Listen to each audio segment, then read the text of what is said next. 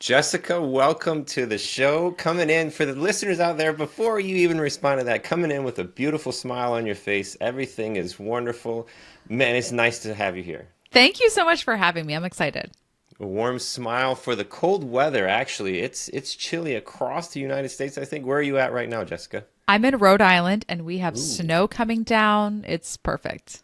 Rhode Island. I've not been there yet. Snow is on the way. We were recording this here in the beginning of January in 2025, and there's a cold stretch coming across the United States. I'm in the Carolinas.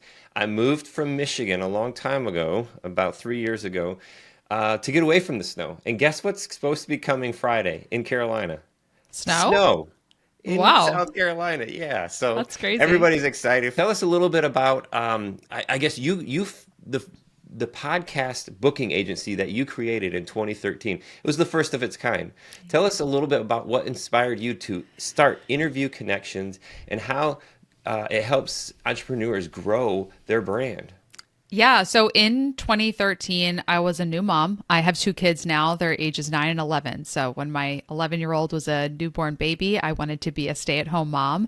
And I was working previously at a nonprofit organization. And so when I decided that I wanted to be home with him when he was born, I talked to my parents and got their advice. And my dad told me about being a virtual assistant because he had had an online business since the early 2000s. He started a newsletter marketing company. He's had been business coaching for a long time. So he goes, you can be a VA, you can start your own business.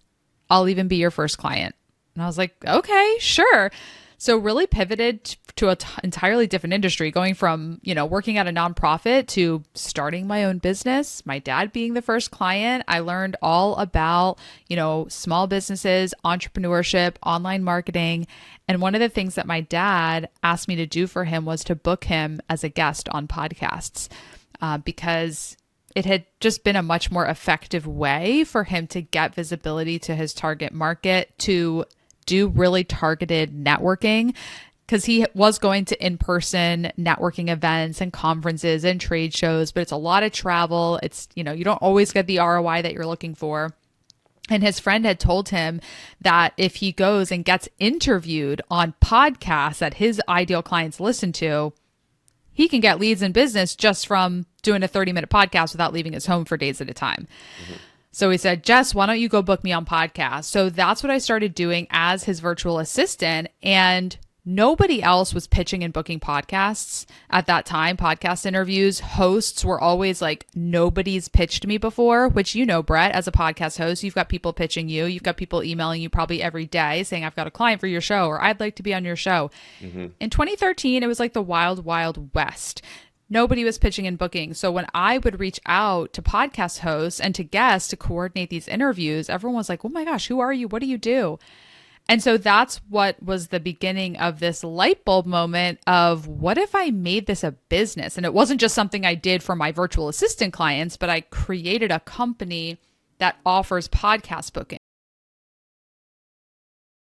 Podcast guesting is such a good strategy for real estate investors, especially physicians, because you have this really unique background and expertise of being a physician and being a real estate investor. And, we work with a lot of real estate investors. Real estate is actually probably our top niche and like category of podcasts that we have the most connections with. We've worked with, most of the top real estate podcasts, yours included, Matt Terrio's podcast, Jay Massey's podcast, Bigger Pockets, like you name it. Real estate podcasts are shows that we love to work with. And there is such great networking that happens off the mic. So what a lot of people don't realize with podcast guesting is it's not just the visibility to an audience of listeners that you're getting from being a podcast guest. It's the networking that you're doing with the host of the show. So one of our clients, 𝗥𝗲𝗋, they're the co-founders of Orbit Investments. They do land investing, commercial real estate syndication opportunities.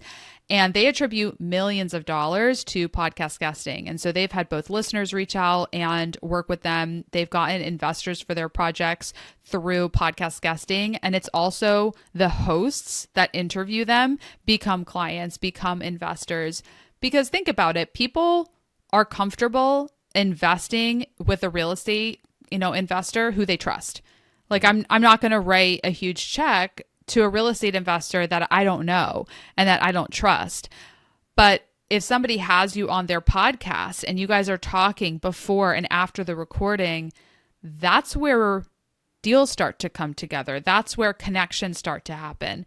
And so it's that, I call it the green room chat, because it's like a green room backstage at a theater or a stadium or something like that. It's this networking that happens after the interview takes place.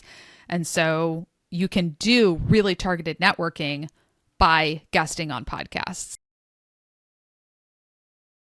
There might be certain things that the guest or the host, they kind of toe the line and they're like, ooh, let's talk about that offline. And you'll hear that if you listen to podcasts. Sometimes you'll hear the host go or the guest say, like, I'll tell you after the show, because it's like they don't want to tell everyone.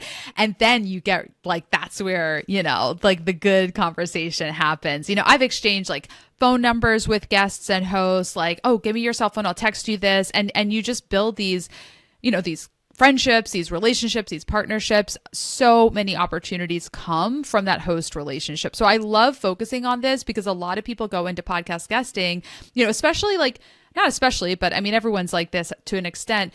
But when I talk to investors, they're like, I need accredited investors. I need high net worth individuals, people that have the money to invest.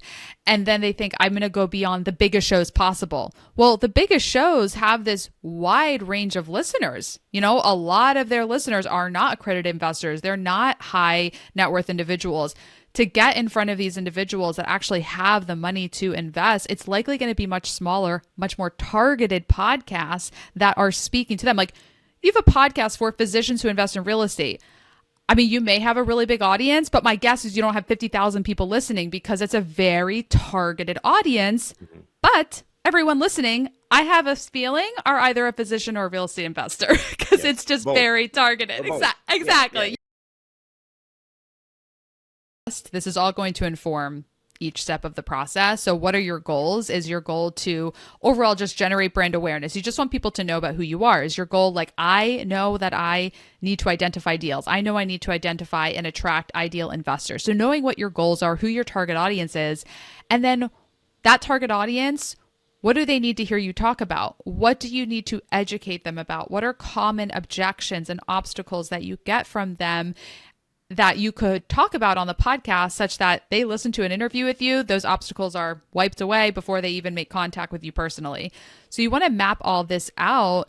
And then I think this is where I'm going to answer your question is, you're sharing stories, and the stories are the key. Without stories in a podcast, you're just giving information, but not creating that bond and that emotional connection with the audience, which is sort of the secret sauce of a strong personal brand. Like the strongest personal brands out there, you mentioned Gary Vaynerchuk in the beginning, he activates emotions in people. He speaks directly to them. He shares his story. Like there's so many stories that activate emotions within his audience. And that's why people love him. He's not just like, here is how you market your business. Here's how you grow business. He is bringing so much emotion and his own personal story into it, such that that is why his personal brand is so strong. So especially for investors, you've got to share stories, because there's a million people out there who can kind of tell me XYZ, here's how you invest in real estate. But the people who I'm going to write a check to actually participate in an opportunity with are the people that I trust the most and that I resonate with their story and that I respect them and I share the same values. So that's why you want to be sharing your story on these podcasts. It's what makes you stand out.